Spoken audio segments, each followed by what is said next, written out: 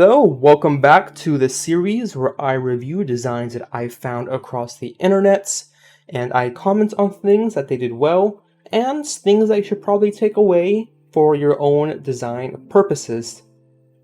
Now, without much further ado, let's jump right into this. We're starting off with a design that I think is pretty unique because I don't think I've ever really seen something like this done before. I might have at some point, I really don't remember, but this is definitely not commonplace, and more people should definitely use a style like this, granted only if it really applies to their scenario. Though I suppose if you mostly game on PC, PlayStation, Xbox, there are equivalent designs you can do with this. This is of course more Nintendo focused and on the older Nintendo consoles. This is also definitely more focused on traditional arts.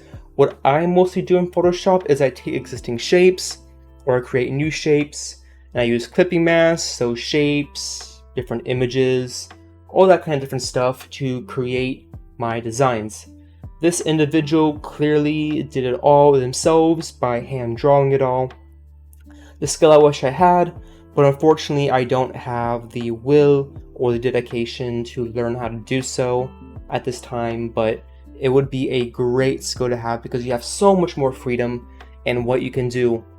With the way that I do arts, I have to browse I don't know how many hours to try to find a certain overlay, a certain texture. When you can just make it yourself, life is so much easier. But anyway, I really enjoy the way that they designed it. The text, clearly visible. It all stays true to the Nintendo style. And I absolutely love that they even included just little images here in the background and even the small little details that you wouldn't really notice. For example, that here the edge is pixelating off the edge, the press start which is almost not visible at all, along with some other minor details like the glare here, little cartridge in the back, little on button which would have a lot of trouble seeing if you didn't zoom in. And this little light over here, I can't stress this enough, but it's always the small little details that really complete a design. So if you have the ability to add that small little detail to your design without making it too obvious or too overbearing, then definitely go for that. The only thing I'd really comment on is using this old Game Boy. It is wide, but I'd probably use a Switch myself in this scenario because the Switch is wider and it fits better in regards to a banner. But this does look like they were going for the older style of consoles. But I did drop in a DS Lite here, though I guess that is at this point an older console. But other than that, really nice job to this artist, and you see their Divine's art popping up on screen now. Next one is, nope, that's not it, is this one right here. I really like the way that they combines all these different elements to create a design that is clearly focused on these two characters in the center. It's all red, which fits Megumin's whole... Megumin?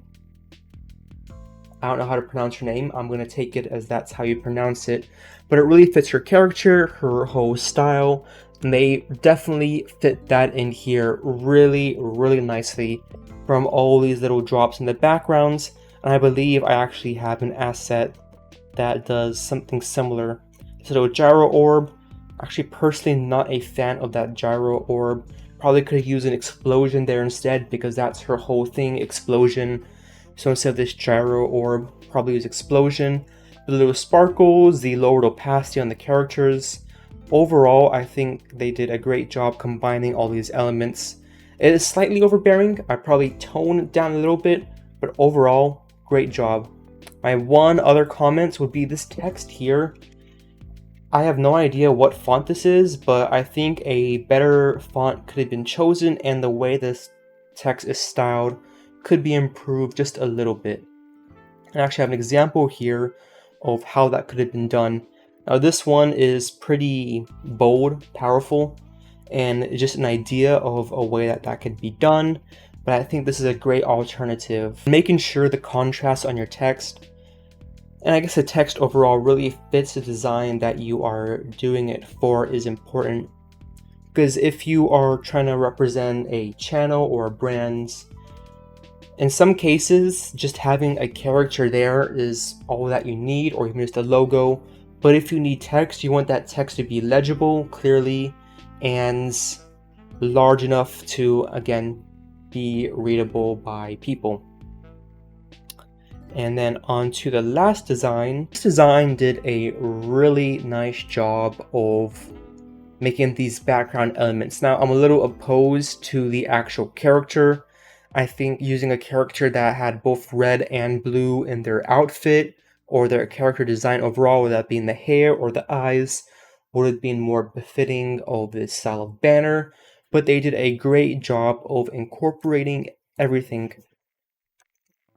I mean, small details, again, I harp on this so much, but these dots that fade off here, kind of a gradient fade, these dots barely visible, you don't even really notice them, but they add a nice little bit of extra detail to the banner. These various shapes which both go behind the character and over other elements, the various types of shapes, so not only do you have a circle, but you also have a hair of sorts coming off the edges, and stuff like here in the backgrounds with an inner shadow that in the whole design itself, the opacity is brought down. This is really the heart of GFX, combining lots of elements through clipping masks and just hundreds of different layers to create a design that really looks great. And this person clearly spent a lot of time perfecting it, and I can't really think of anything else. I mean, even the text, that text, beautiful, spot on. The way that they overlay this and on both a gradient fade on the little hearts, but then a gradient on the actual coloring of the fonts, and having it the W and the S, the first letter, being more prominent, and then having one that's just an outline. This is so clever, so well designed. This is definitely, if not 10 out of 10, at least 9 out of 10. And that's a really high grading for me. Not that I am a professional grader by any means when it comes to stating the quality of design, but this is really the pinnacle of GFX and designs. So again, huge shout out to this individual. I don't know who did this. Again, I just searched banners. If I know who did the design, I'm going to be popping up on screen like I did for this one back here. But yeah, the big takeaway for this one is just spend the time looking for the elements, experimenting with layers and overlays to really get a design that doesn't look too busy. This design definitely has a lot going on, but it doesn't feel like too much ever. Everything flows, it doesn't clash with each other, it just looks great. So again, take the time, take the energy to perfect something, and it's going to look great.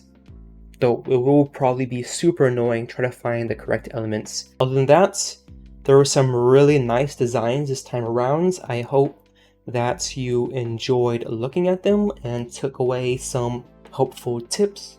If you did, please make sure to like and subscribe. If you didn't, please make sure to subscribe. You don't have to like, but please don't dislike. And other than that, I hope you have an awesome day.